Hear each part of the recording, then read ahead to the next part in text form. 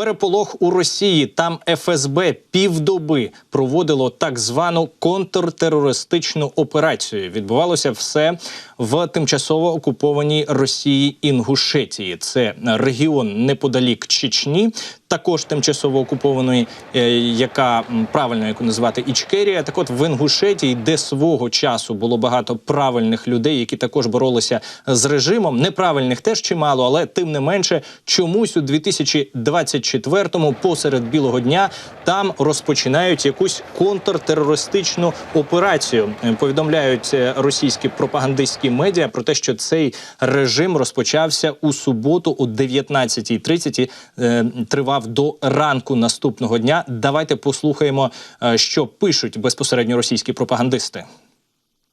В Карабулаке в Ингушетии идут активные мероприятия по нейтрализации боевиков. Введенный накануне вечером режим контртеррористической операции продолжает действовать, сообщил РИА Новости источник в силовых структурах региона. В ингушском Карабулаке стрельбы нет. Идет зачистка квартиры, где скрывались боевики, сообщил источник РИА Новости в силовых структурах. По итогам зачистки можно будет говорить о количестве ликвидированных боевиков, добавил источник. Цікаво, правда? Що ж це за бойовики такі у 2024-му з'явились в тимчасово окупованій Інгушетії? Чи то місцеві радикали, чи то не місцеві радикали, чи то місцеві не радикали, а просто нормальні люди, адже вони в Росії також бувають. Ну а хто по-іншому підриває заводи, станції, електропідстанції і так далі. Будівлі ФСБ, до речі, теж дуже класно горять там у них в Росії. Нормальні люди бувають там, скажімо, ті, що співпрацюють із правильними спецслужбами, підозрюю, що українськими. Ті, хто безпосередньо працює в українських спецслужбах, також часто доходять в глибокі тили росіян. 600-700 кілометрів – це не проблема для українських фахівців, наприклад, із ГУРу і СБУ. Також. Ну і просто місцеві ентузіасти, цього також не можна виключати. А в Інгушетії невдоволеність режимом Путіна, вона була від самого початку.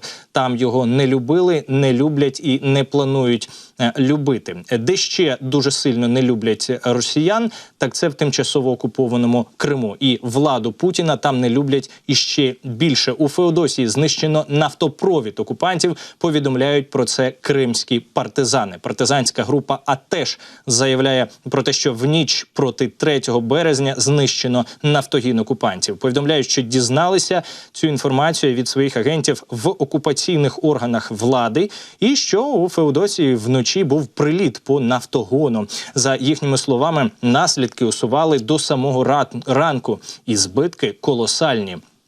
Про те, що лунали вибухи в тимчасово окупованій Феодосії, повідомляли раніше самі пропагандисти, але вони ж традиційно розповідали про те, що над тимчасово окупованим Кримом було все збито, особливо 38 безпілотників, але ж, якщо вони так кажуть, якщо вони про це повідомляють, значить, або не збито було нічого, або точно було збито не все. І от тепер уже дорозвідка в особі АТЕШ спрацювала і повідомила нам усім про те, що так дійсно наслідки страшні, наслідки ліквідовувалися, тільки симптоми, тобто тільки пожежа, судячи з усього, воно палало все до ранку, а в цілому стратегічні наслідки, вони, цитую, колосальні, як пишуть в АТЕШ, і кажуть, нагадують, що слава силам оборони України. Саме вони, судячи з усього, і, власне, стоять за знищенням таких об'єктів.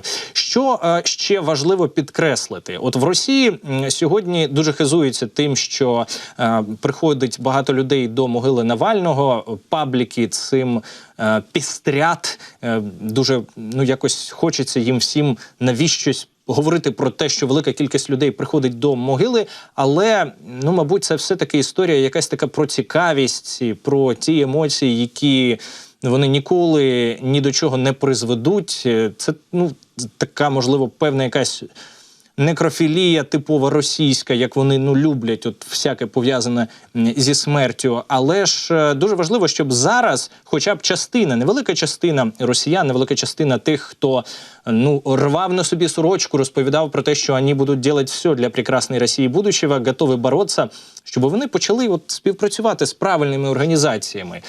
Що в тимчасово окупованому Криму, там же також багато навальністів, що в цій Інгушетії, тимчасово окупованій теж, що дуже важливо в Санкт-Петербурзі, в Москві, якби хоча б тисячна, не треба десята, не треба сота навіть, частина навальністів, яких там, здається, 15 мільйонів нараховувалося в Росії, якби хоча б тисячна частина з них взяли до рук якусь таку правильні шарики і правильні фонарики, назвемо це так. Вони ж люблять шарики і фонарики, такі от акції. І от якби вони з правильним,